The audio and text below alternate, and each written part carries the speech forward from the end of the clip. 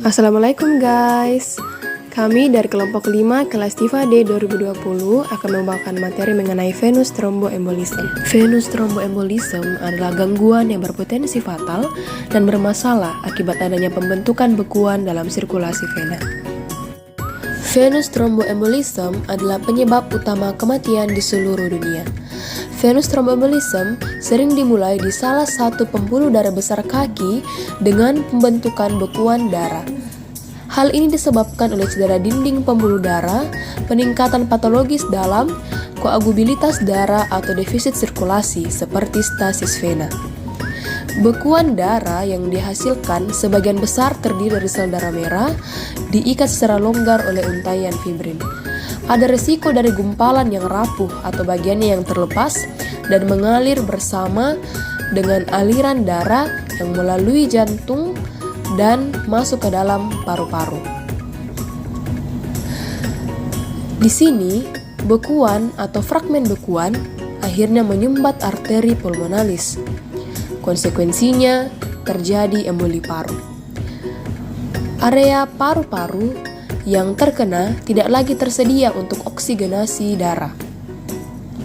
Berbagai kondisi medis yang dikaitkan dengan gangguan pembekuan darah dan oleh karena itu meningkatkan risiko venous thromboembolism.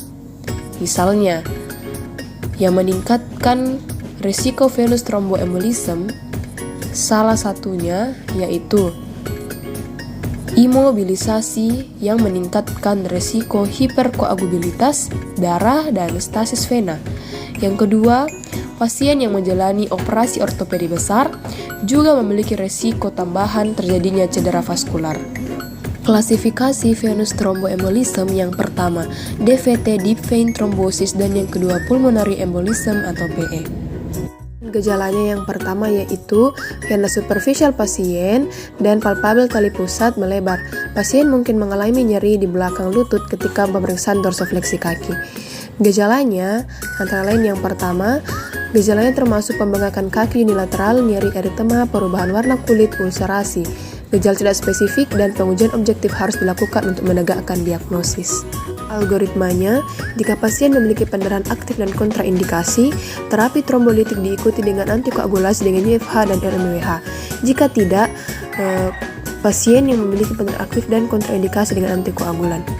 Kemudian VTE ekstremitas bawah, maka akan dipasang filter IVC dengan memulai antikoagulasi ketika pendarahan atau kontraindikasi akan teratasi secara klinis. Selanjutnya, jika kontraindikasi teratasi, maka hapus filter IVC dan segera setelah dapat diterima.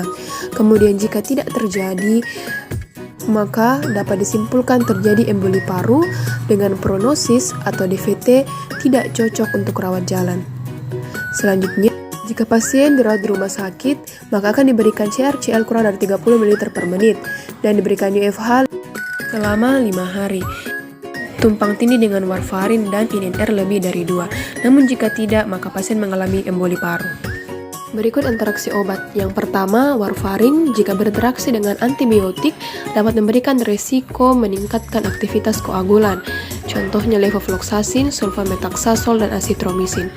Yang kedua, warfarin jika berinteraksi dengan obat-obat AINS, anti non-steroid, dapat memberikan risiko meningkatkan INR, contohnya meloxicam. Dan yang ketiga, fondaparinux jika berinteraksi dengan obat pendarahan dapat meningkatkan risiko pendarahan, yaitu pada dari rudin, heparin, dan heparinoid. Kontraindikasi hipersensitivitas terhadap UFH, LMWH, fondaparinux, heparin, lepirudin, argatroban, dan juga warfarin. Pengobatan pada anak-anak, antikoagulasi dengan UFH dan warfarin tetap yang paling sering digunakan untuk pendekatan untuk pengobatan VTE pada pasien anak. Berikut untuk pengobatan pada ibu hamil. Pada gambar berikut, warfarin tidak aman bagi ibu hamil, namun heparin aman bagi ibu hamil.